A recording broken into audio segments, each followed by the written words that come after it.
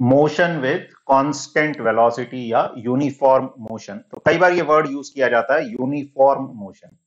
तो uniform motion का मतलब क्या होता है कि अगर कोई ऑब्जेक्ट कांस्टेंट वेलोसिटी से मूव कर रहा है।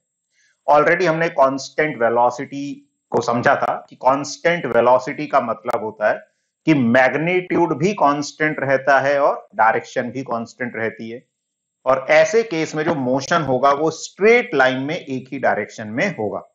तो ये कांस्टेंट वेलोसिटी वाले मोशन की बात होती है। अब इसमें क्या हम फॉर्मूले या इक्वेशंस यूज करते हैं? यहां पर वेलोसिटी जो है वो कांस्टेंट है। तो जो डिस्प्लेसमेंट है, ठीक है, वी किसको डिनोट कर रहा है? वेलोसिटी को। तो जो डिस्प्लेसमेंट है, डिस्प्लेसमेंट को एस से भी डिनोट कर देते हैं। Displacement can be written as velocity into time in this case. तो दिस इज डिस्प्लेसमेंट, ये वेलोसिटी है और ये टाइम। तो किसी भी टाइम में जो डिस्प्लेसमेंट होगा वो हो जाता है वेलोसिटी इनटू टाइम। और देखो स्ट्रेट लाइन में एक ही डायरेक्शन में मोशन हो रहा है, तो जो डिस्टेंस ट्रेवल्ड होगा इस केस में क्या हो जाएगा? डिस्टेंस ट्रेवल्ड सर डिस्प्लेसमेंट के मैग्नीट्यूड के इक्वल होगा। हाँ, तो डिस्प्लेसमेंट के मैग्नीट्यूड के ही इक्वल हो जाएगा, क्योंकि पार्टिकल स्ट्रेट लाइन में एक ही डायरेक्शन में जा रहा है। तो डिस्प्लेसमेंट वेलोसिटी इनटू टाइम होगा। तो डिस्प्लेसमेंट तो वेक्टर क्वांटिटी है, उसमें डायरेक्शन भी आ जाएगी। लेकिन अगर डिस्टेंस ट्रेवल्ड की बात करेंगे तो वो सिंपली क्या हो जाएगा? Magnitude of distance, sorry magnitude of displacement के बराबर हो जाएगा। ठीक है, तो ये भी सिंपल चीज है, वैसे ज्यादा कोई मुश्किल चीज नहीं है, ऐसे बहुत ज्यादा पूछी भी नहीं जाती। लेकिन हाँ, कई बार यूनिफॉर्म मोशन वर्ड यूज किया हुआ है, तो हमें मतलब समझ आना चाहिए कि मोशन विद कांस्टेंट वेलोसिटी को यूनिफॉर्म मोशन बोला जाता है। अब वेलोसिटी कांस्टेंट है मतलब उसका मैग्नीट्यूड भी कांस्टेंट है, डायरेक्शन भी कांस्टेंट है। तो जैसे क्वेश्चन क्या हो सकता है अगर सिंपल केसेस में बात करें कि a particle is moving with 5 meter per second towards north। तो 5 मीटर पर सेकंड मैग्नीट्यूड हो गया, नॉर्थ डायरेक्शन हो गई। Find displacement in 2 seconds. 2 second में उसका क्या डिस्प्लेसमेंट होगा, या डिस्टेंस ट्रेवल्ड पूछेंगे तो भी वही हो जाएगा। तो सिंपल सी चीज है, क्या हो जाएगा? 2.5 metre per second towards north. 2.5 कैसे हो जाएगा? 5 बाई, अच्छा सॉरी 10 मीटर। ये दिख रहा है ग्रीन कलर? नहीं दिख रहा है? सर तो क्या हो जाएगा? तो डिस्प्लेसमेंट इज वेलोसिटी। एरो क्यों नहीं है?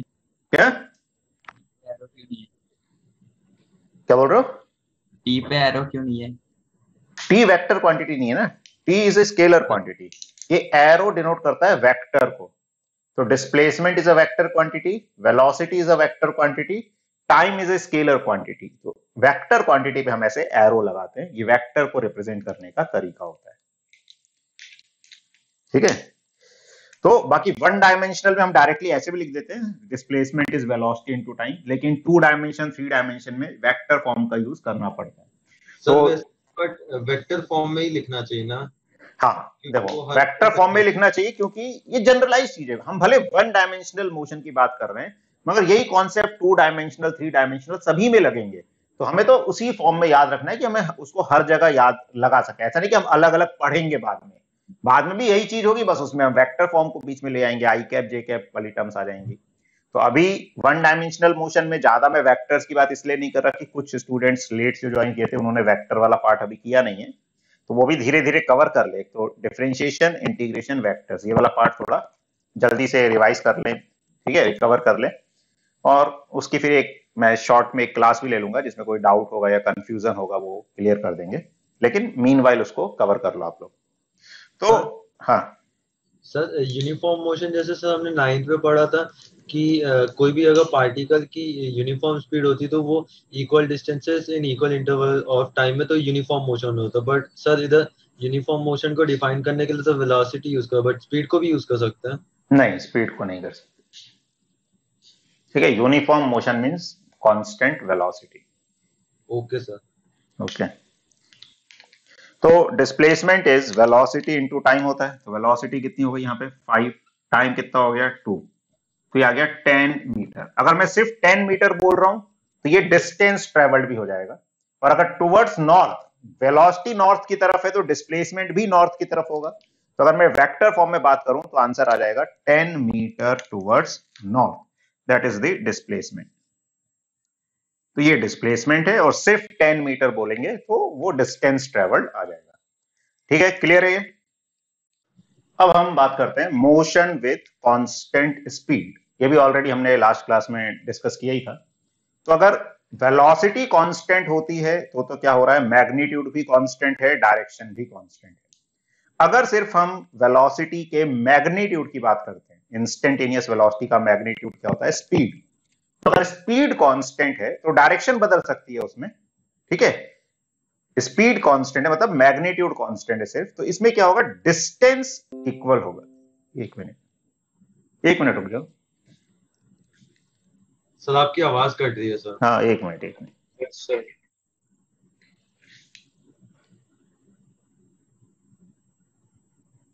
अब क्लियर हुई होगी? यस सर, वो पहले थोड़ा वीडियो भी अटक रहा था। वो एक्चुअली लैपटॉप की बैटरी हो गई थी, बैटरी सेवर मोड पे चला गया था, तो उसने अपने आप नेटवर्क कम कर दिया होगा, तो उसको चार्जिंग पे कर दिया है। ठीक है, चलो। तो मोशन विथ कांस्टेंट स्पीड का मतलब है कि स्पीड कांस्टेंट है, यानी पार्टिकल इसमें equal distance equal interval of time में ट्रेवल करता है। और इसमें जो है डिस्टेंस को हम क्या लिख सकते हैं, speed into time. Path straight line होना जरूरी नहीं है, पाथ कर्व भी हो सकता है, स्ट्रेट लाइन भी हो सकता है। तो कांस्टेंट स्पीड का मतलब सिंपल सी बात दिख रही है कि स्पीड कांस्टेंट है। स्पीड को भी v से डिनोट कर देते हैं, जैसे वेलोसिटी को v वेक्टर लिख देते हैं। इस वेलोसिटी को हम इसे वेक्टर फॉर्म में लिख देते हैं। तो स्पीड को v या फिर मैग्नीट्यूड ऑफ वेलोसिटी वेक्टर ऐसे लिख देते हैं। और अगर स्पीड कांस्टेंट है तो जो डिस्टेंस है इस केस में, किसी भी टाइम में डिस्टेंस हो जाता है स्पीड इनटू टाइम। ठीक है, ये ऑलरेडी हमने लास्ट क्लास में कुछ क्वेश्चंस वगैरह में यूज भी किया था। जैसे एक और, चलो बोलो सर, बट जैसे इधर लिखा है कि वेलोसिटी का मैग्नीट्यूड भी हो सकता है स्पीड, बट जरूरी नहीं होता ना कि इक्वल स्पीड और वेलोसिटी। नहीं, ये जब भी हम बात कर रहे हैं स्पीड या वेलोसिटी की, we are talking about instantaneous velocity and speed, तो वो बराबर ही होते हैं। ठीक है, एवरेज वेलोसिटी और एवरेज स्पीड बराबर जरूरी नहीं है हो, लेकिन जब हम सिर्फ स्पीड वर्ड या वेलोसिटी वर्ड यूज करते हैं तो वो इंस्टेंटेनियस के लिए करते हैं, तो वो बराबर ही होंगे। ठीक है, ओके सर। तो जैसे क्वेश्चन लें अपन, a particle travels 20 meter in 2 seconds moving with constant speed. Find the speed. तो पार्टिकल 20 मीटर डिस्टेंस ट्रेवल करता है 2 सेकंड में और कांस्टेंट स्पीड से मूव कर रहा है, तो बताओ स्पीड कितनी होगी? 10 मीटर पर सेकंड। 10। गुड। ठीक है, तो अगर ये एक लिखा हुआ, मिनट रुक जाओ। तो सिंपल सी बात है, distance is speed into time. तो हमसे क्या पूछा है, स्पीड पूछिए। तो speed is distance upon time हो जाएगा।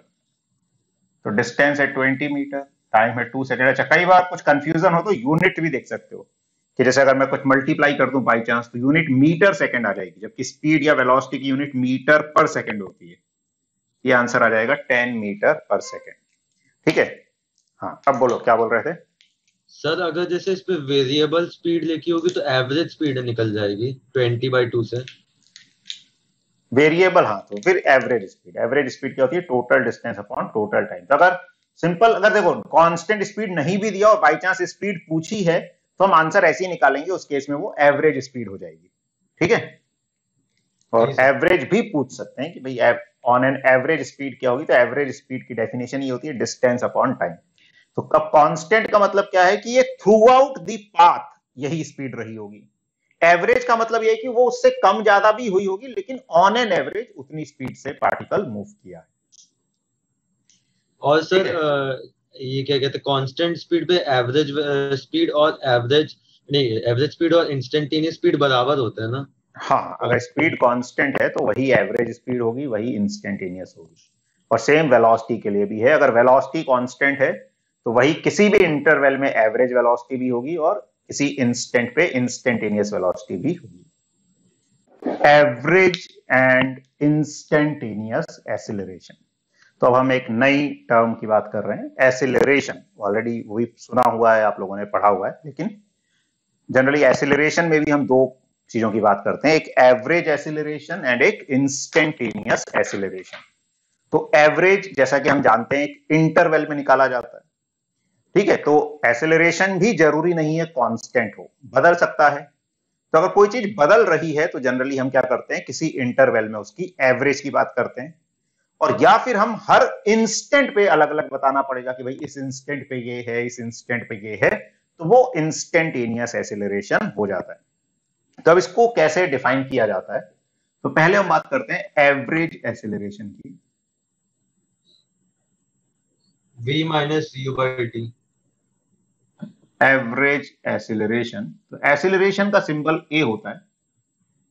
अब एक्सीलरेशन भी वेक्टर क्वांटिटी है, तो एवरेज को ऐसे लिख देते हैं ए एवरेज, या फिर ये एवरेज का सिंबल है। तो this is the average acceleration, and average acceleration is by definition, इसकी डेफिनेशन क्या होती है, change in velocity upon time interval. Change in velocity upon time interval, ये एवरेज एक्सीलरेशन होता है।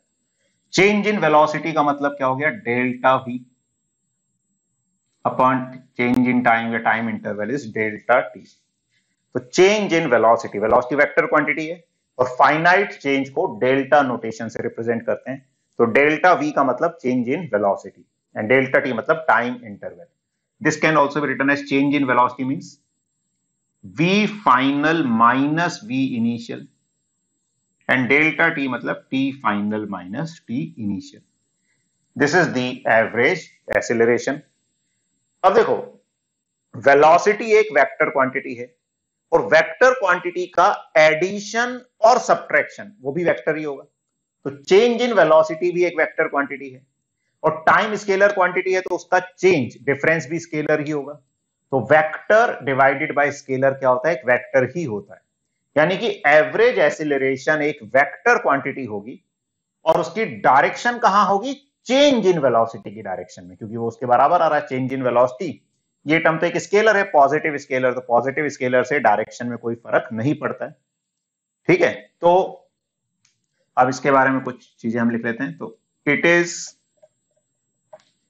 A vector in the direction of change in velocity। तो ये एक वेक्टर क्वांटिटी होती है जो चेंज इन वेलोसिटी की डायरेक्शन में ही होगी। अच्छा, अब इसकी एसआई यूनिट क्या हो जाएगी, sir metre per second gives metre per second square. तो वेलोसिटी की मीटर पर सेकंड होती है, टाइम की सेकंड होती है, तो ऐसा यूनिट हो जाएगी मीटर पर सेकंड स्क्वायर, या ऐसे लिख देते हैं मीटर सेकंड की power -2। This is the SI unit. CGS unit क्या होगी, CGS unit sir LT -2 unit CGS centimetre पर सेकंड स्क्वायर। सेंटीमीटर पर second square. Dimensional formula LT -2। ठीक है, तो ये एवरेज एक्सीलरेशन होता है, change in velocity upon time interval. Change in velocity is v final minus v initial. 3D में, 2D में, 1D में सब में यही फॉर्मूला लगेगा। 2D 3D में वेक्टर फॉर्म का यूज होता है, 1D में अभी हम बात करेंगे तो चेंज इन वेलोसिटी डायरेक्टली इसमें साइन का यूज हो जाएगा कि भाई जैसे हमने एक साइड को पॉजिटिव माना तो उसको पॉजिटिव माना तो उसके पीछे वाली नेगेटिव हो जाएगी। बाकी वेक्टर क्वांटिटी होती है तो वेक्टर को प्रॉपर साइन के साथ यहां पर रखना पड़ेगा। तो this way we can find the average acceleration. ठीक है, तो इसका स्क्रीनशॉट ले लो, फिर आगे बढ़ते हैं। सर हाँ सर, इनिशियल वेलोसिटी को यू से भी डिनोट कर सकते हैं ना? कर सकते हैं, बिल्कुल कर सकते हैं। तो सर 9th में पढ़ा था कि acceleration is equal to v minus u by t. हाँ, तो 9th में जो पढ़ा था वो कुछ पार्ट पढ़ा था। देखो धीरे धीरे चीजें बढ़ती, वो एक्सीलरेशन अगर कांस्टेंट होता है तो v minus u by T होता है, अदरवाइज एक्सीलरेशन बदल सकता है, तो फिर एवरेज की हम बात करते हैं। वही सर, सेम ही डेफिनेशन थी, बस इसमें इतना डिफरेंस है कि एट फर्स्ट पॉइंट पे ये इतना टाइम था और सेकंड में इतना टाइम था, तो उनका डिफरेंस बस रहता था। उसमें इतना डिटेल में नहीं बताया था 9th में। उसमें जो बताया था वो सिर्फ कांस्टेंट एक्सीलरेशन के लिए बताया था, v minus u by T. वो एक्सीलरेशन एक ही वर्ड यूज किया था वहां पे, एवरेज या इंस्टेंटेनियस की बात नहीं की थी। तो वहां पे जनरली वही केसेस डिस्कस करते हैं हम जहां पर एक्सीलरेशन कांस्टेंट रहता है। अब लेकिन और थोड़ा सा ज्यादा सीखेंगे ना, 9th ही थोड़ी पढ़ेंगे, अब थोड़ी और चीजें सीखेंगे।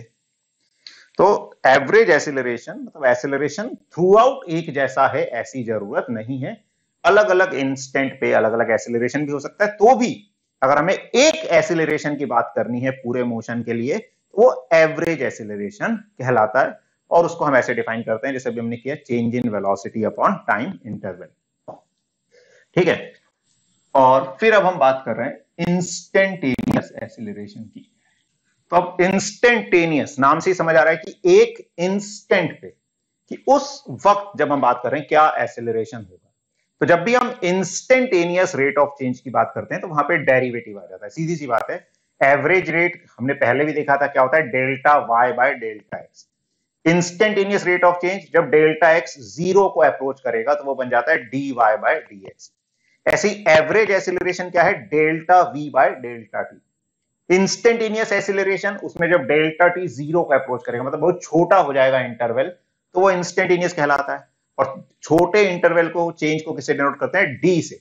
तो इंस्टेंटेनियस एक्सीलरेशन जो है ये सिर्फ ए से डिनोट करते हैं, या जस्ट एक्सीलरेशन वर्ड कहीं पर यूज करते हैं तो वो भी इंस्टेंटेनियस के लिए करते हैं। एवरेज लिखेंगे स्पेशली, अगर एवरेज नहीं लिखा है तो हम किसकी बात कर रहे होंगे, इंस्टेंटेनियस की।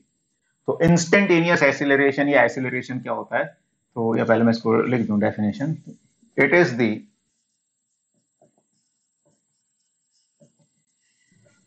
instantaneous rate of change of velocity। Instantaneous rate of change of velocity. और देखो रेट ऑफ चेंज वैसे किसी के भी रिस्पेक्ट में होता है, बाकी फिजिक्स में ज्यादातर जब हम कुछ नहीं बोलते तो टाइम के रिस्पेक्ट में, चाहे तो लिख सकते हो विद रिस्पेक्ट टू टाइम, कि वेलोसिटी का रेट ऑफ चेंज हम देख रहे हैं किसके रिस्पेक्ट में, टाइम के रिस्पेक्ट में। यानी कि जो इंस्टेंटेनियस एक्सीलरेशन है it is d v by d t. ये जनरल फॉर्मूला है, चाहे कैसा भी मोशन हो, 1 dimensional, 2 dimensional, 3 dimensional, instantaneous acceleration is dv by d. बाकी अभी हम 1 डायमेंशन में बात करते हैं तो एक्सीलरेशन को हम सिंपल डीवी बाय डी लिख लेते हैं। अब हमने क्या किया, चलो तो हमने वेलोसिटी क्या देखी थी, वेलोसिटी होती है d x by d t. Sir आपकी आवाज कट रही है। कट रही है क्या आवाज? वीडियो भी अटक रहा है सर, आवाज भी कट रही, वीडियो भी अटक रहा है। अच्छा यार, नेटवर्क तो सही दिखा रहा है।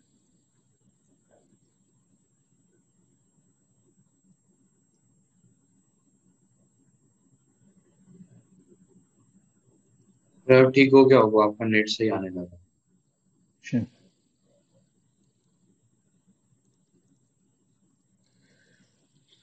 चलो तो देखते हैं। तो देखो अगर हम 1 डायमेंशनल की बात करते हैं, फिर वेक्टर साइन नहीं भी लगाएं तो चलता है, acceleration dv by d t होता है। अब वेलोसिटी को हम क्या लिख सकते हैं, d x by d t, या डी, ठीक है ना, एक्स पोजीशन हो गई। तो acceleration can also be return as d square double derivative of position d2x by dt square. तो एक्सीलरेशन dv by dt तो होता ही है, can also be written as second derivative of position. तो जो हमने डबल डेरिवेटिव पढ़ा था उसका ऐसे यूज हो सकता है कई बार, कि कई बार स्टेटमेंट देके पूछ ले एक्सीलरेशन इज, ऑप्शन दे दें rate of change of velocity या डबल डेरिवेटिव ऑफ पोजीशन, इस तरीके से। ठीक है, और बाकी क्वेश्चन में भी पोजीशन दे दी तो उसको एक बार डिफरेंशिएट करेंगे तो वेलोसिटी मिलेगी, एक और बार डिफरेंशिएट करेंगे तो फिर हमें एक्सीलरेशन मिल जाएगा। अच्छा, इसमें एक और चीज होती है कि जैसे हमने देखा एक्सीलरेशन dv by dt तो है, अब हमने चेन रूल पढ़ा था एक, तो हमने क्या देखा था, इसको dv by dx into dx by dt भी लिख सकते हैं। ठीक है, अगर आप नहीं भी याद है तो सीधे ऐसे मान लो कि dx हमने कट कर दिया तो dv by dt, वैसे एक्चुअली वैसा नहीं है लेकिन रफली हम वैसे समझ सकते हैं, फिजिक्स में चलता है इतना। तो dv by dt को हमने लिख दिया dv by dx into dx by dt। अब dx by dt क्या होता है सर? dx by dt ये वेलोसिटी। वेलोसिटी। तो acceleration can also be written as v dv by dx। तो कई बार क्या होता है, जैसे वेलोसिटी कुछ x के फंक्शन में दे दी टाइम की बजाय, तो एक्सीलरेशन को ऐसे भी लिखकर यूज किया जा सकता है। तो ये मेन रिलेशंस हैं जो एक्सीलरेशन को वेलोसिटी से रिलेट करते हैं, पोजीशन से रिलेट करते हैं। ठीक है, तो acceleration is dv by dt sir can तो also dv by dx equals to 1 upon time हो सकता है। क्या 1 अपॉन ये dv by dx 1 upon time नहीं हो सकता? 1 अपॉन टाइम 1 अपॉन टाइम क्यों? मतलब एक्सीलरेशन वेलोसिटी बाय टाइम थोड़ी है, dv by dt है ना, a by v बोल सकते हैं, a is not v upon t, यही तो ध्यान रखना है। एक्सीलरेशन वेलोसिटी अपॉन टाइम है, rate of change of velocity. Dimension acceleration के लिए सिर्फ एक बार डिफरेंशिएट करना है ना? एक्सीलरेशन के लिए एक ही बार डिफरेंशिएट करना है ना? अगर वेलोसिटी है तो एक बार डिफरेंशिएट करना है, पोजीशन है तो 2 बार डिफरेंशिएट करना पड़ेगा एक्सीलरेशन निकालने के लिए। ठीक है सर। और ये तब यूज करते हैं अगर वेलोसिटी x के फंक्शन में दे दी। देखो जैसे वेलोसिटी टाइम के फंक्शन में दी है, जैसे मैं बताता हूं इधर, जैसे मान लो सपोज वेलोसिटी दे दी हमको 2t स्क्वायर। अब अगर मुझे एक्सीलरेशन निकालना है तो dv by dt करूंगा मैं, तो कितना आ जाएगा 4t आ जाएगा। लेकिन अगर वेलोसिटी दे दी मान लो 2x स्क्वायर, अब मुझे अगर एक्सीलरेशन निकालना है x की टर्म में निकालना पड़ेगा, टाइम तो दिया ही नहीं है, तो फिर मैं क्या करूंगा v dv by dx वाला फॉर्मूला लगा सकता हूं। तो v क्या है 2x स्क्वायर और dv by dx इसका डेरिवेटिव x के रिस्पेक्ट में 4x, तो यह रहेगा 8x क्यूब लाइक दिस। ठीक है, आ गया सर। हाँ तो एक्सीलरेशन है ये भी। अब इंस्टेंटेनियस हो, एवरेज हो, यूनिट डायमेंशन सबकी सेम रहती हैं, तो एस सच वैसे बताने की जरूरत नहीं है, फिर भी अगर लिख दें हम तो SI यूनिट ही लिखते हैं। तो SI unit is metre per second, dimensional formula is metre per second square. हाँ, metre per second square, right. Dimensional formula is LT-2। कैसी क्वांटिटी है ये? वेक्टर क्वांटिटी है।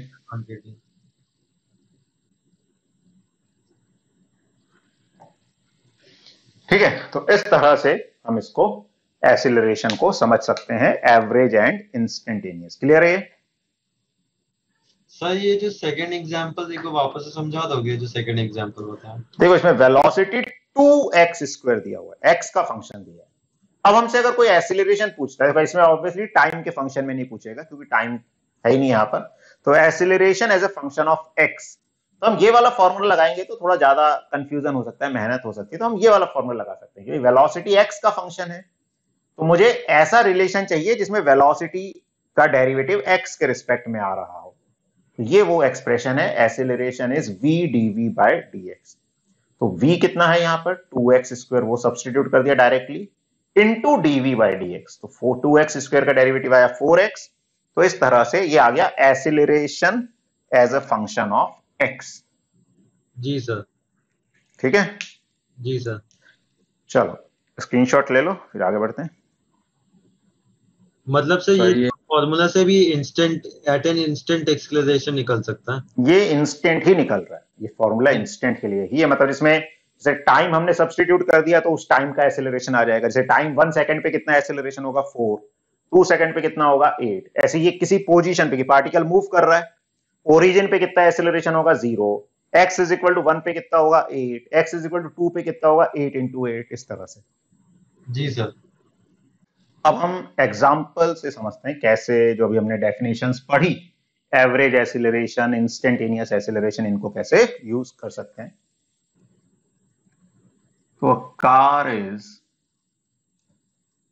Moving towards north with speed 10 meter per second.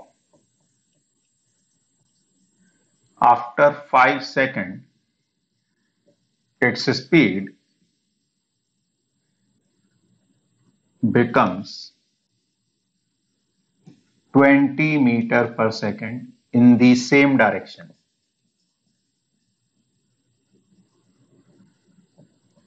Find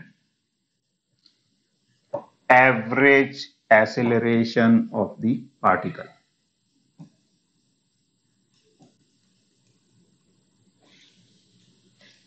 ठीक है, तो इस car जो है नॉर्थ की तरफ जा रही थी 5 मीटर पर सेकंड से, 5 सेकंड के बाद उसकी स्पीड बढ़कर 20 हो गई। तो एक्सीलरेशन क्या होगा पार्टिकल का, ये बताना है।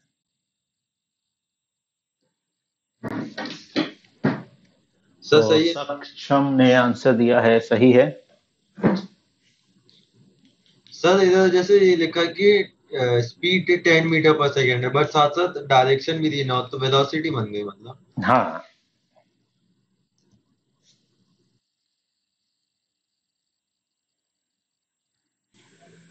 देखो इसमें सिंपल सा क्वेश्चन है। तो पार्टिकल कहां जा रहा है, नॉर्थ की तरफ। तो नॉर्थ को हम पॉजिटिव मान लेते हैं, नॉर्थ होता है ऊपर की तरफ, है ना, इसी को हम पॉजिटिव डायरेक्शन मान लेते हैं। तो जो इनिशियल वेलोसिटी है v इनिशियल, उसको u भी लिख सकते हैं, तो v इनिशियल बोल दें, तो वो पॉजिटिव में 10 हो गई क्योंकि पॉजिटिव में है, और बाद में भी सेम डायरेक्शन में बढ़ रही है, तो v फाइनल हो गई 20, वो भी पॉजिटिव हो गई। और टाइम इंटरवल, सीधा टाइम इंटरवल दे रखा है 5 सेकंड का। तो average acceleration is change in velocity, इसमें चाहे वेक्टर नहीं भी लगाओ तो भी चलेगा, क्योंकि 1 डायमेंशन में हम सिंपल ऐसे स्केलर टाइप भी, मतलब scalar in the sense sign लगाने की जरूरत नहीं, सिर्फ साइन से वेक्टर को यूज कर सकते हैं, ऊपर एरो नहीं भी बनाओगे तो चलेगा। तो v final minus v initial, लेकिन बस ये डिफरेंस लेना है तो ये डायरेक्शन के हिसाब से लेना है। तो 20 minus 10 bye 5, that is 2 meter per second square. This is the average acceleration. Next question है, a car is moving towards north with speed 10 meter per second. It takes a U-turn in 4 seconds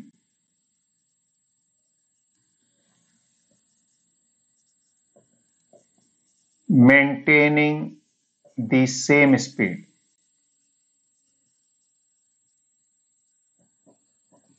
Find average acceleration in this time interval.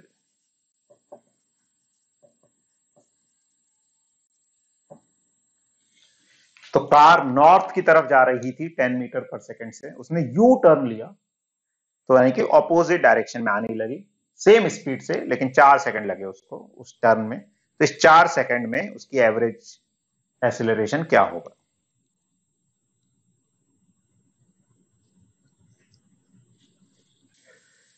देखो इसमें क्या हो रहा है कि car जो है नॉर्थ की तरफ जा रही थी, नॉर्थ को हम पॉजिटिव मान लेते हैं, ठीक है। तो ये हमने अपनी कन्वीनियंस के लिए पॉजिटिव माना, आंसर हम पॉजिटिव में नहीं देंगे, आंसर नॉर्थ साउथ में देंगे, लेकिन हमने अपनी सुविधा के लिए मान लिया कि मान लो हमने नॉर्थ को पॉजिटिव मान लिया। अब कार इनिशियली नॉर्थ की तरफ जा रही थी, this is the initial velocity, कितनी थी 10 मीटर पर सेकेंड। फिर उसने एक यू टर्न लिया, यू टर्न लेके ऑब्वियसली वो ऑपोजिट डायरेक्शन में जाएगी, तो this is the final velocity. Magnitude कह रहे हैं नहीं बदला उसका, ठीक है, चले वेक्टर साइन नहीं लगाते अभी भले। तो लेकिन जब हम वेलोसिटी की बात कर रहे हैं, velocity is a vector quantity, तो हमें साइन का ध्यान रखना है। तो जब मैं v इनिशियल लिख रहा हूं, it is in the positive direction, तो I will write it as +10, and v final जो है वो ऑपोजिट में है। तो अगर मैं नॉर्थ की तरफ, ऊपर की तरफ पॉजिटिव मान रहा हूं, तो नीचे की तरफ नेगेटिव लेना पड़ेगा, ये -10 मीटर पर सेकेंड आ जाएगा। अब जो चेंज इन वेलोसिटी है, तो ये वेक्टर है, तो वेक्टर क्वांटिटी, तो v final minus v initial अगर मैं बोल रहा हूं, तो v फाइनल क्या है -10 और v इनिशियल क्या है 10, तो ये आ गया -20 मीटर पर सेकेंड, और टाइम इंटरवल 4 सेकेंड का है ही। तो जो एवरेज एक्सीलरेशन है delta v by delta t, तो -20/4 -5 मीटर पर सेकेंड स्क्वायर। अब देखो माइनस हमारे साइन कन्वेंशन के हिसाब से आया। अब जैसे हमें वन वर्ड में आंसर देना है, हम बोलेंगे माइनस, तो एग्जामिनर को क्या पता तुमने क्या प्लस माना क्या माइनस माना, एग्जामिनर ने जो क्वेश्चन नॉर्थ साउथ में पूछा था, तो हमें आंसर उसी की लैंग्वेज में देना होता है। तो पॉजिटिव डायरेक्शन नॉर्थ को रिप्रेजेंट कर रही थी, तो नेगेटिव किसको कर देगी, साउथ को।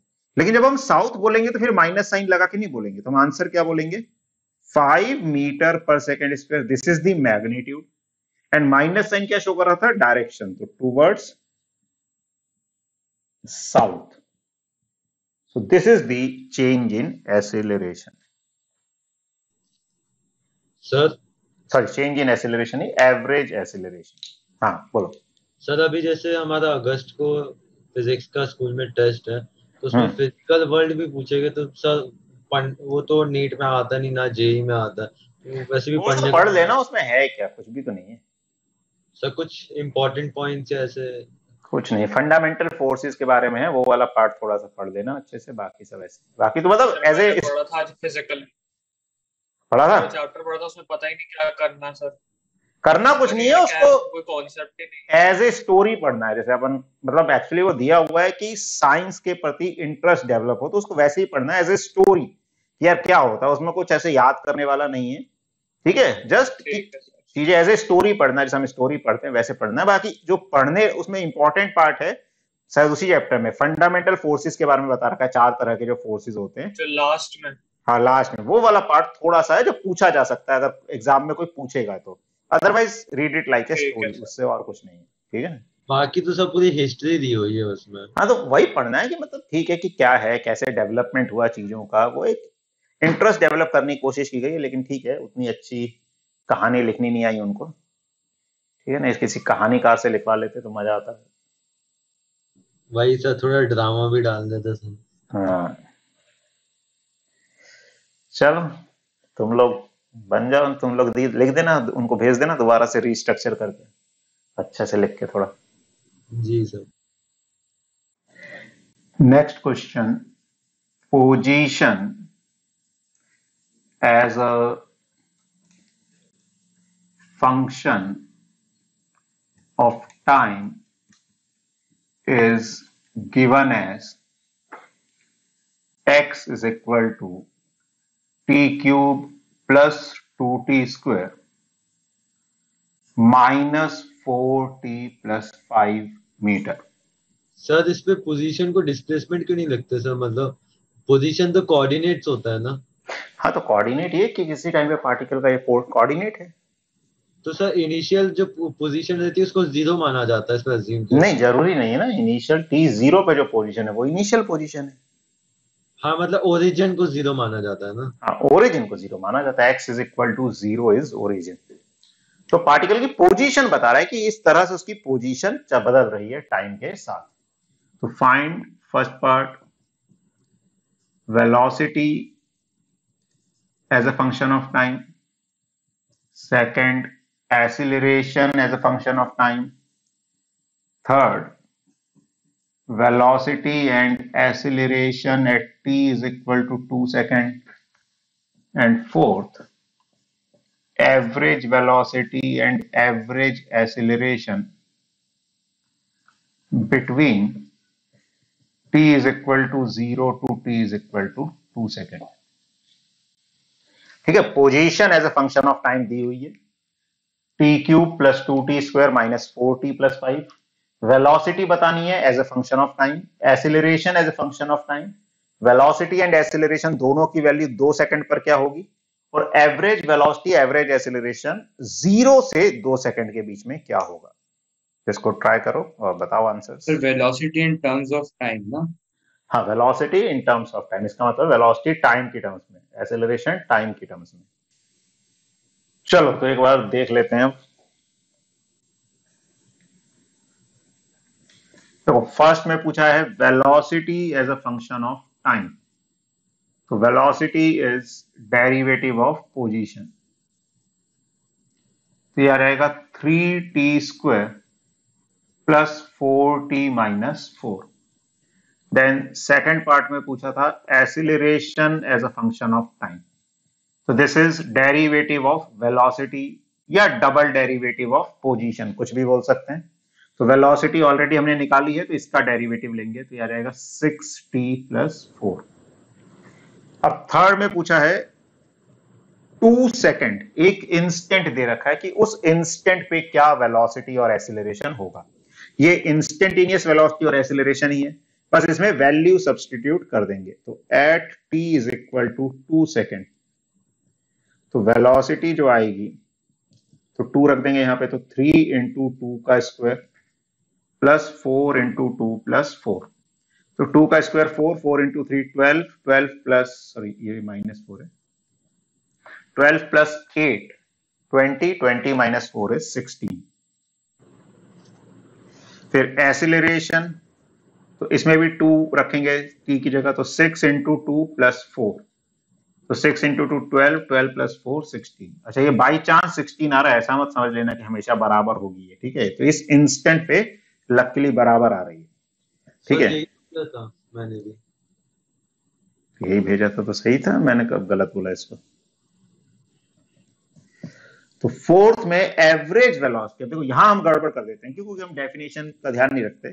तो एवरेज वेलोसिटी, कई बार हम क्या करते हैं v initial plus v final by 2 कर देते हैं, तो ये नहीं है। एवरेज वेलोसिटी की डेफिनेशन क्या है, displacement upon time interval.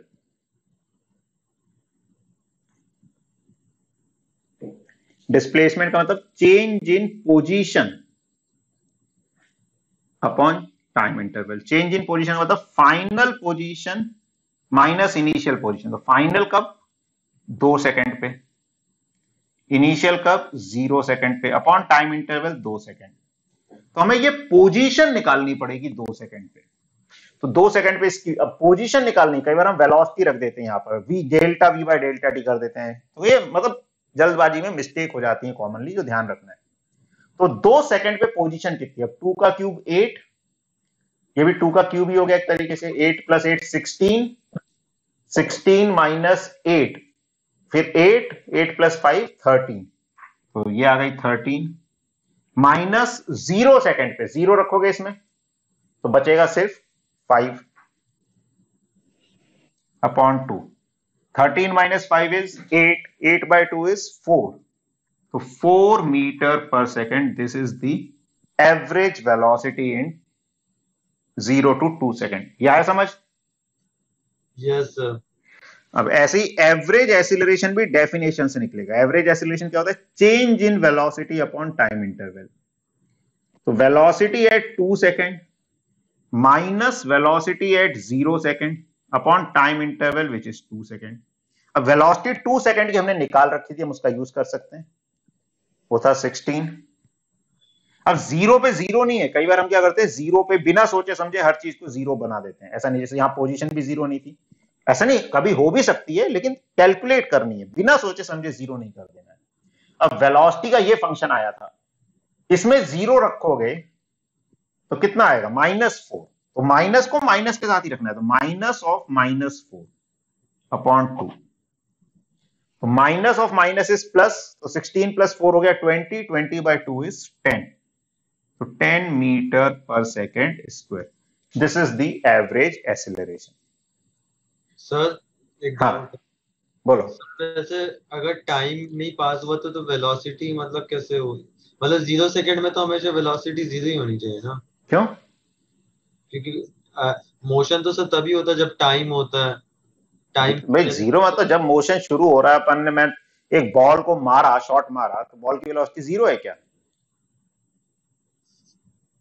Sir क्या? मैंने बॉल को मारा, एक शॉट मारा, किक मारी, तो जिस वक्त किक मारी तो जैसे ही बॉल चलना शुरू हुई, क्या वेलोसिटी जीरो है उस वक्त उसकी? हाँ बट 0 सेकंड में मतलब। फिर जैसे मैंने वही वो बॉल को किक मार दी, और जरूरी नहीं कि हम इंस्टेंट चलने, भाई कार चल रही है, मैंने चलते हुए देखा उसको, उस वक्त को मैं जीरो बोल रहा हूं।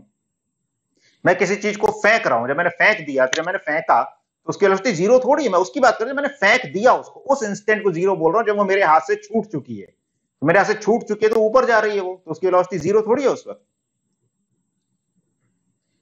वो जी तो सर। हम पे निर्भर करता है हम किसको जीरो मान रहे हैं। तो जीरो जब हम मानते हैं तो ये कार चल रही है, हम चलते हुए जब हमने देखा, हमने उसको टाइम जीरो मान लिया। भाई मैंने जब अपनी क्लॉक सेट की, मेरे लिए वो जीरो है, वो कहीं भी हो सकता है। जी ठीक है। सर। यूनिफॉर्मली एसिलरेटेड मोशन, ये सबसे अब इंपॉर्टेंट केस आता है, जो ज्यादातर क्वेश्चंस आते हैं, पूछे जाते हैं।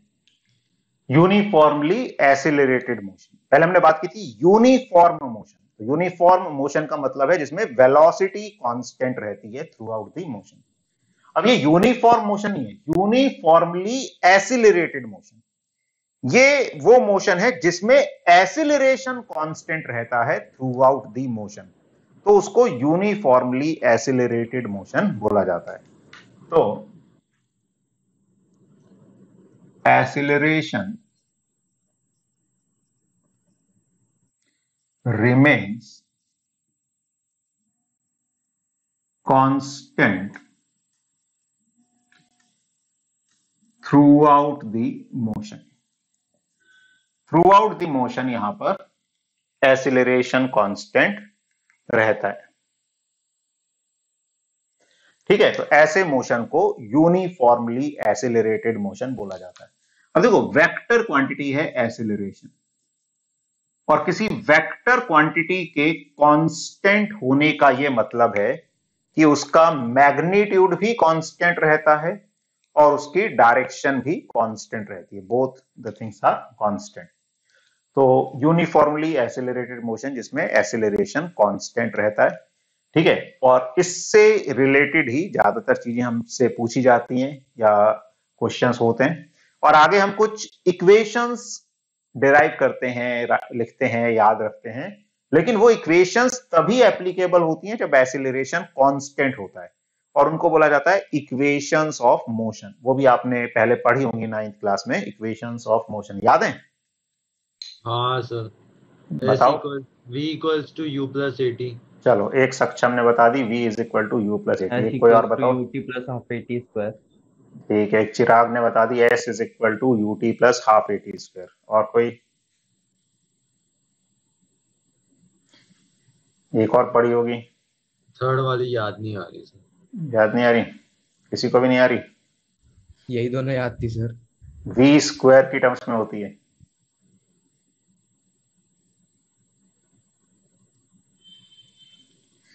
v square minus u square is equal to 2as। आई याद? अभी भी नहीं आई? आ गई सर। यस आ सर। गई सर। आ गई। चलो, तो एसिलरेशन अगर कांस्टेंट रहता है तो उसको बोलते हैं यूनिफॉर्मली एसिलरेटेड मोशन। ठीक है। सर हाँ। सर वेलोसिटी पर कांस्टेंट नहीं रहती ना मतलब इसमें? अब बेटा, एसिलरेशन कांस्टेंट है तो वेलोसिटी कैसे कांस्टेंट रहेगी? Acceleration is rate of change of velocity. तो एसिलरेशन है मतलब वेलोसिटी तो चेंज हो ही रही होगी ना। जी सर। तो एसिलरेशन इज कांस्टेंट। अब इसमें हमारे सामने जो आती हैं दैट इक्वेशंस ऑफ मोशन, पहले मैं लिख लेता हूं, फिर बाद में हम उसको देखेंगे कैसे डिराइव की जा सकती हैं। इक्वेशंस ऑफ मोशन,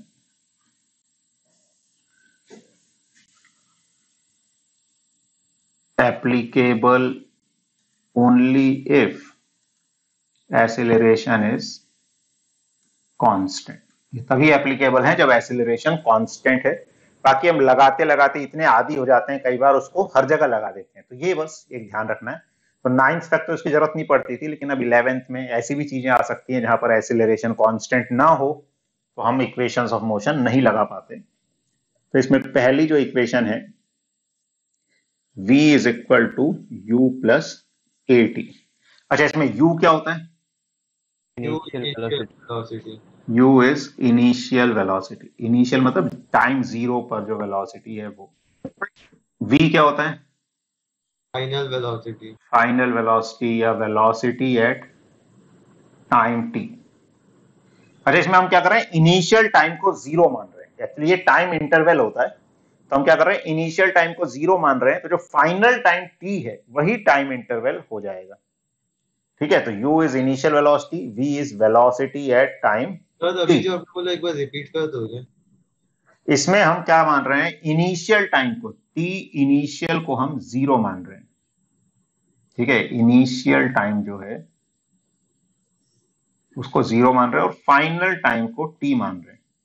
तो एक्चुअली में ये डेल्टा t होता है, टाइम इंटरवल होता है। तो टाइम इंटरवल जो है t final minus t initial, वो t को ही रिप्रेजेंट कर रहा है। ये जो t है basically it is time interval. ठीक है, जैसे मान लो जब भी हम ऐसी बात कर रहे हैं तो हम ये बोल रहे हैं कि जब चीज शुरू हुई उस टाइम को 0 मान रहे हैं।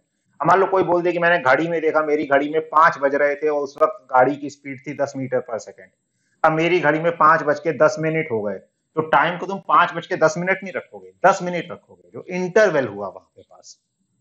ठीक है, तो t एक्चुअली एक इंटरवल होता है। बाकी हम इनिशियल टाइम को 0, जैसे हमारे 5 बजे को 0 मान लूंगा, फिर उसके आगे जो टाइम बढ़ा वो t है।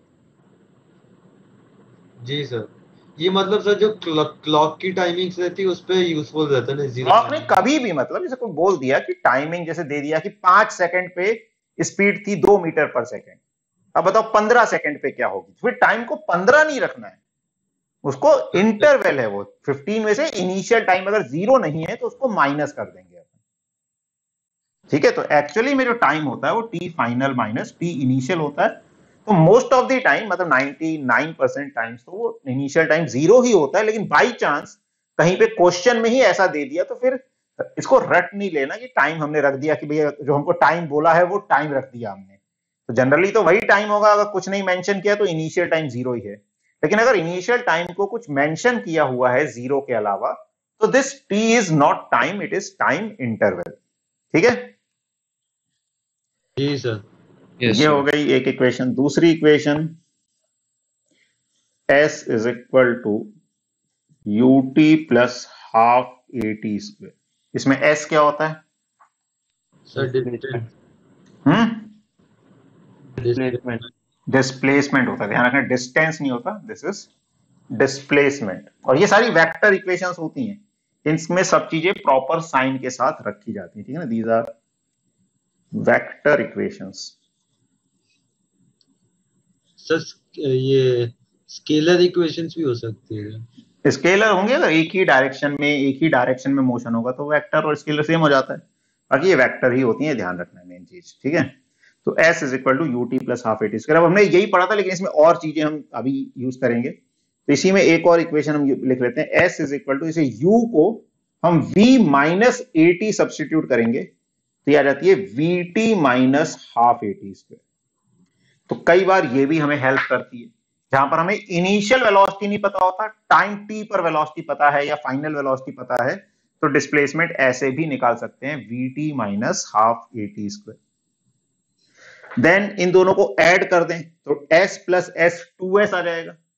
ये plus half at square minus half at square cancel हो जाएगा, u plus v into t आ जाएगा। और उसको डिवाइड करेंगे अगर हम 2 को यहां ले जाकर, तो this can be written as u plus v by 2 into T.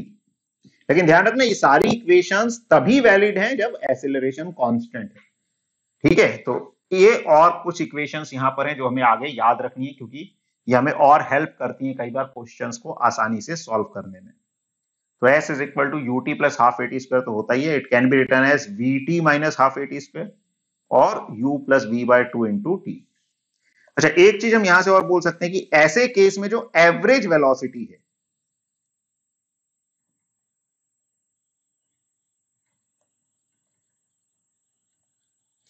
Average velocity. तो एवरेज वेलोसिटी जो है वो क्या होती है, डिस्प्लेसमेंट अपॉन टाइम। तो डिस्प्लेसमेंट अपॉन टाइम वो क्या हो सकती है, u plus v by two, यानी कि initial velocity plus final velocity by two. कब एक्सीलरेशन कांस्टेंट है तब एवरेज वेलोसिटी को ऐसे भी लिखा जा सकता है, initial velocity plus final velocity by two. ठीक है, देन इक्वेशन जो हमारी एक v square minus u square is equal to 2as, ये हो गई। और एक और इक्वेशन होती है, अभी मैं लिखता हूं उसको, Sn is equal to u plus a by two into 2n minus 1। Sn जो है ये होता है डिस्प्लेसमेंट इन nth सेकेंड।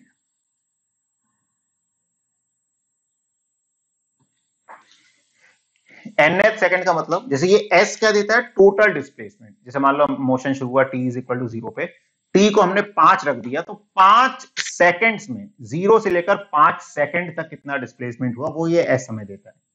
अब एस एन क्या बताता है, जैसे n को 5 रखा मतलब फिफ्थ सेकंड का डिस्प्लेसमेंट। फिफ्थ सेकंड मतलब चौथे और पांचवें सेकंड के बीच में, जिसमें हमने टोटल 4 सेकंड का डिस्प्लेसमेंट निकाला, 5 सेकंड का निकाला, 5 में से 4 को माइनस कर दिया, मतलब पांचवें सेकंड में क्या डिस्प्लेसमेंट हुआ वो इस इक्वेशन से मिलता है। ये देता है डिस्प्लेसमेंट इन nth सेकंड। तो कई बार इसकी भी जरूरत पड़ जाती है। तो ये इंपॉर्टेंट इक्वेशंस हैं जो हमें याद रहनी चाहिए। अभी हम इसको ये भी देखेंगे कि इसको डिराइव कैसे किया जा सकता है। ठीक है, तो अभी इनको स्क्रीनशॉट ले लो, फिर आगे बढ़ते हैं। सर यानी वो सिर्फ फिफ्थ वाला सिर्फ 1 सेकंड का ही बताता है।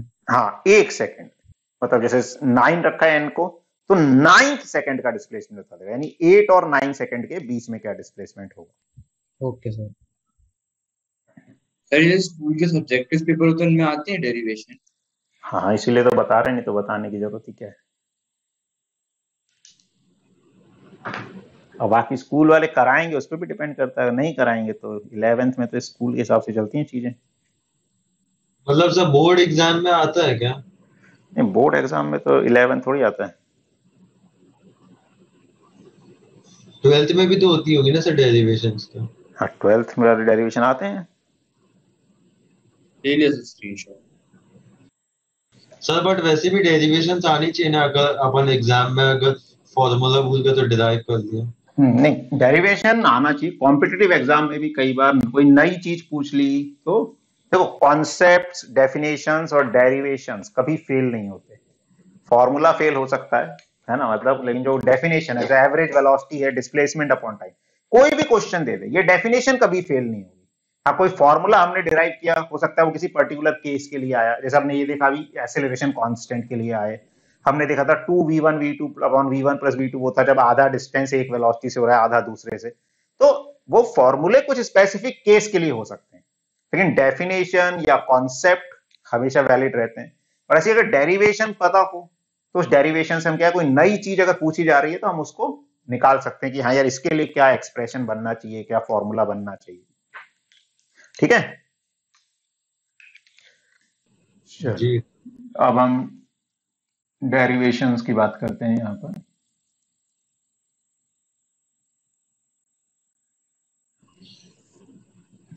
सर फॉर्मूला क्यों फेल करता है सर? मतलब फॉर्मूला तो वेरी करेगा ना, डेरिवेशन वही रहेगा भाई, अलग अलग। मतलब हमने किसी चीज के लिए कोई फॉर्मूला बना लिया, वो हर चीज के लिए जरूरी हो वो सही नहीं है। ये फॉर्मूले हमने लिखे अभी पिछले केस, मतलब अभी जो पीछे लिखे थे, तो वो कब एप्लीकेबल है, जब एक्सेलरेशन कांस्टेंट है। एक्सेलरेशन कांस्टेंट नहीं होगा तो वो एप्लीकेबल नहीं होंगे। लेकिन डेफिनेशन वही रहेगी कि एवरेज वेलोसिटी क्या होती है, वो वही रहेगी। वेलोसिटी क्या होती है या एक्सेलरेशन क्या होता है, rate of change of velocity, वो सेम चीज रहेगी। जैसे अभी हम डेरिवेशन करेंगे तो भी समझ आएगा कि वो कांस्टेंट एक्सीलरेशन के लिए ही डेरिवेशन है। तो देखो, एक्सीलरेशन क्या होता है, dv by dt, this is the definition of acceleration. Acceleration is rate of change of velocity. ये कभी फेल नहीं होगी, तो ये तो डेफिनेशन है, इसी तरह से डिफाइन करेंगे हमेशा हम एक्सीलरेशन को। अब dv is equal to a dt, ऐसा लिख सकते हैं। ठीक है, अब इस डेरिवेशन में थोड़ा सा इंटीग्रेशन का यूज करते हैं हम। तो जिन्होंने नहीं पढ़ा वो ठीक है, अभी थोड़ा समझने की कोशिश करें, नहीं भी आ रहा है तो बाद में जब पढ़ेंगे तो समझ आ जाएगा, ज्यादा कुछ मुश्किल नहीं है। तो हम दोनों तरफ क्या करते हैं, इंटीग्रेशन का साइन लगा देते हैं। और लिमिट्स, अब देखो लिमिट्स क्या बताता है कि टाइम जीरो पे दोनों तरफ लिमिट लगाते हैं तो कॉरस्पॉन्डिंग लगाते हैं कि जब टाइम जीरो है, ये किसमें डेरिवेटिव है, टाइम में, ये किस सॉरी इंटीग्रेशन किसमें है, टाइम में, ये किसमें है, वेलोसिटी में। तो जब टाइम जीरो है तो वेलोसिटी कितनी है, u। जब टाइम t है तो वेलोसिटी कितनी है, v। तो जब भी ऐसे लिमिट्स लगाई जाती हैं, जब हम कोई चीज डिराइव करते हैं थ्रू इंटीग्रेशन, तो कॉरस्पॉन्डिंग लिमिट्स लगाते हैं कि जीरो टाइम पे जो वेलोसिटी है वो दोनों लोअर लिमिट में आ जाएंगी, t टाइम पे जो वेलोसिटी है वो ऐसे आ गई। अब dx का इंटीग्रेशन x होता है, तो वैसे dv का इंटीग्रेशन v हो जाएगा। अच्छा, अब देखो इसमें एक कांस्टेंट है, कांस्टेंट चीज को इंटीग्रेशन से बाहर निकाल सकते हैं। देखो अब ऑटोमेटिकली यूज हो रहा है कि एक कांस्टेंट है, अगर एक कांस्टेंट नहीं होता तो मैं इसको इंटीग्रेशन से बाहर नहीं निकाल पाता। तो ए कांस्टेंट है इसलिए ये इंटीग्रेशन से बाहर आ गया और मेरे पास बचा सिर्फ dt। ठीक है ना, तो सिंस ए इज कांस्टेंट, अब इसमें dt का इंटीग्रेशन t दे देगा, जैसे dv का v आया, dt का t दे देगा, 0 से t। तो ये v आ गया, u से v ये आ गया। अब लिमिट्स रख देंगे तो v minus u, upper limit रखते हैं पहले, v की जगह v minus u is equal to a, t में रखोगे t माइनस 0। तो यहां से आ गया v is equal to u plus a t, first equation of motion. Second, अब देखो v जो है वो क्या होता है, rate of change of position, v is equal to dx by dt, this is the definition of velocity. अब इसमें भी फिर सेम चीज करेंगे हम। अब v किसके बराबर था, u प्लस ए टी, वो हमें पता है। तो from equation 1 u plus a t is equal to dx by dt। तो u plus a t d t is equal to dx, इसका इंटीग्रेशन कर देंगे। इसमें भी अब टाइम जीरो पे पोजीशन जीरो होना जरूरी नहीं है, इसको मैं x इनिशियल लिख देता हूं, और टाइम t पे फाइनल पोजीशन है x फाइनल। अब देखो इसमें u कांस्टेंट है, u भी इनिशियल वेलोसिटी, तो इनिशियल वेलोसिटी क्या रहती है, कांस्टेंट, तो u बाहर आ गया, इंटीग्रेशन बचा dt का। ठीक है, और यहां से a कांस्टेंट आ गया, इंटीग्रेशन बचा t dt का। ठीक है ना, दोनों को अलग अलग कर दिया मैंने, सम रूल लगाता है जैसे, तो इसको अलग से इंटीग्रेट कर सकते हैं, इसको अलग से। तो u dt में u बाहर आ गया, इंटीग्रेशन dt का, a t dt में a बाहर आ गया क्योंकि कांस्टेंट था, इंटीग्रेशन t dt का, और यहां पे dx है x इनिशियल से x फाइनल।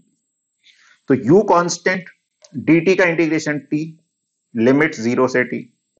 अच्छा, t dt का इंटीग्रेशन क्या आएगा, इसका integration T square upon 2, very good. ठीक है ना, तो t का integration T square upon 2, limit 0 से t, और ये आ गया dx का x, लिमिट्स x इनिशियल से x फाइनल। तो ये आ गया u t माइनस 0, तो t ही आ जाएगा, यहां भी t स्क्वायर माइनस 0, तो t स्क्वायर बाय 2 आ जाएगा, तो हाफ ए टी स्क्वायर, और ये आ जाएगा x final minus x initial. इसी को डिस्प्लेसमेंट बोलते हैं, चेंज इन पोजीशन को। तो displacement is equal to change in position is equal to u t plus half a t square. तो ये हमारे पास आ गई सेकंड इक्वेशन। ठीक है, क्लियर है ये? Yes sir. अब इसी में फ्रॉम 1 हम u को लिख सकते हैं v माइनस ए टी। तो जो s आएगा वो आ गया, u की जगह रख दिया v minus A T into T plus half a t square. तो ये आ गया we T minus A t square plus half a t square. This will give me minus half a t square. तो ये displacement की एक और equation आ गई जो हमने देखी थी। देन सर इसको यू और वी में फर्क क्या है? u इनिशियल वेलोसिटी है, v फाइनल या t टाइम पर वेलोसिटी है। तो कई बार क्या होता है क्वेश्चन में हमें इनिशियल वेलोसिटी नहीं दी, फाइनल पता है, तो या तो हम इनिशियल निकालें या टाइम सेव करने के लिए ये इक्वेशन लगा सकते हैं। ठीक है,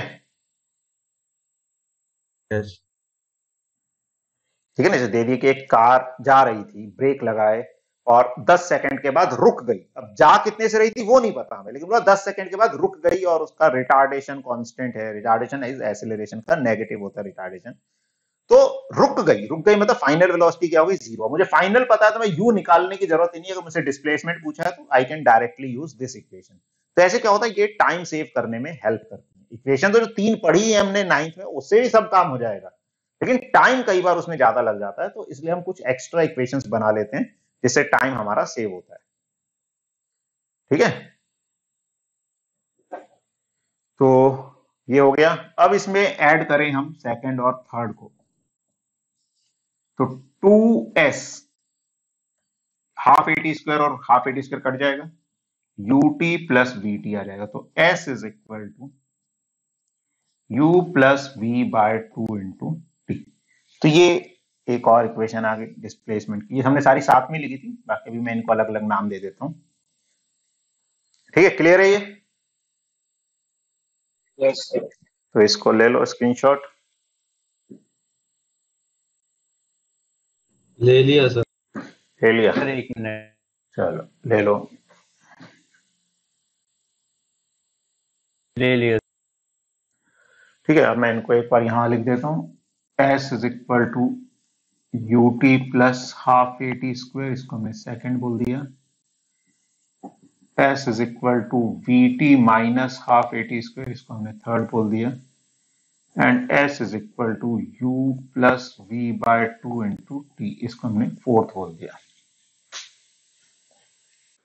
फिर थर्ड पार्ट में जो इक्वेशंस आती हैं, तो अब देखो हमको कौन सी इक्वेशन डिराइव करनी है, v स्क्वायर और u स्क्वायर वाली। तो उसमें हम क्या कर सकते हैं, फर्स्ट इक्वेशन में जो t है उसको क्या करें, हमें चाहिए इक्वेशन v u और as में चाहिए। तो हम t की वैल्यू एक काम करते हैं, फर्स्ट इक्वेशन से फोर्थ में सब्स्टिट्यूट कर दो।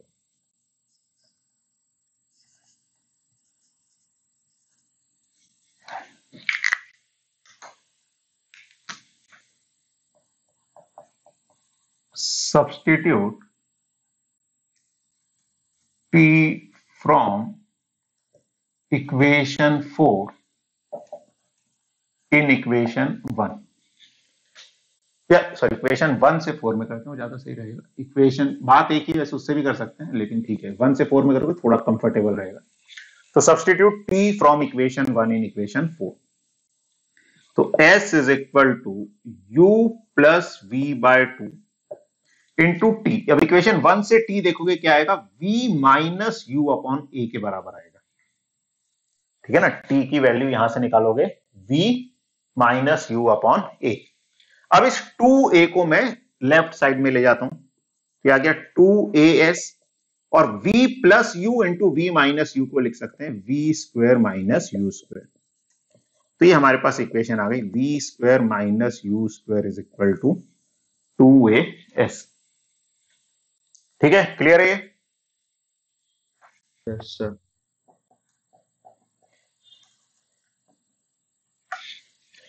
चलो फटाफट इसका स्क्रीनशॉट ले लो, फिर लास्ट इक्वेशन डिराइव करके क्लास खत्म करते हैं। Yes sir. Now in fourth part हमें निकालना है displacement in nth second. Sn is displacement in nth second. तो इसका मतलब बेसिकली क्या है कि हम जो डिस्प्लेसमेंट निकाल रहे हैं वो टोटल n सेकेंड में निकालें, माइनस n माइनस 1 सेकेंड का डिस्प्लेसमेंट उसमें से माइनस कर दें। ध्यान रखो, ये n मैंने जो नीचे लिखा है सबस्क्रिप्ट में लिखा है, ये क्या बता रहा है, डिस्प्लेसमेंट इन nth सेकेंड। और ये s के आगे n लिखा है, मतलब ये वाली इक्वेशन लगा रहा हूं मैं पूरा डिस्प्लेसमेंट n सेकेंड का निकाल रहा हूं, उसमें से n माइनस 1 सेकेंड का माइनस कर दो। समझ आ रहा है? अगर मेरे को 5th सेकेंड का डिस्प्लेसमेंट निकालना है कि 5वें सेकेंड में कितना डिस्प्लेसमेंट हुआ, तो मैंने पूरे 5 सेकेंड का निकाला, और उसमें से 4 सेकंड का माइनस कर दिया इस तरह से। तो ये एस एन क्या हो जाएगा, यू तो u n plus half a n square minus u into n minus 1। ठीक है ना, इधर पहले t की जगह n रख देंगे, फिर t की जगह n माइनस 1 रख देंगे। तो ये आ गया u n plus half a n square minus ये आ जाएगा u n, फिर माइनस माइनस प्लस u, फिर minus plus is minus half a, इसको एक्सपेंड कर लेता हूं, n square minus 2n plus 1। तो ये un से un कट गया, तो ये आ गया half a n square plus u minus half a n square minus minus plus 2 से 2 कट जाएगा ए एन, फिर माइनस a बाय 2। तो इसमें से हाफ ए एन स्क्वायर भी कट गया, तो ये आ गया u plus a n minus a by 2। तो u प्लस अगर मैं a बाय 2 कॉमन ले लेता हूं यहां से, तो यहां पे 2 तो है नहीं, तो 2 मल्टीप्लाई करना पड़ेगा, तो 2n माइनस 1। तो ये आ जाता है डिस्प्लेसमेंट इन nth सेकंड। तो इसको भी याद रखना है, कई जगह पर यूज होता है, काफी हेल्पफुल इक्वेशन होती है ये। ठीक है, तो आज की क्लास में इतना ही करते हैं।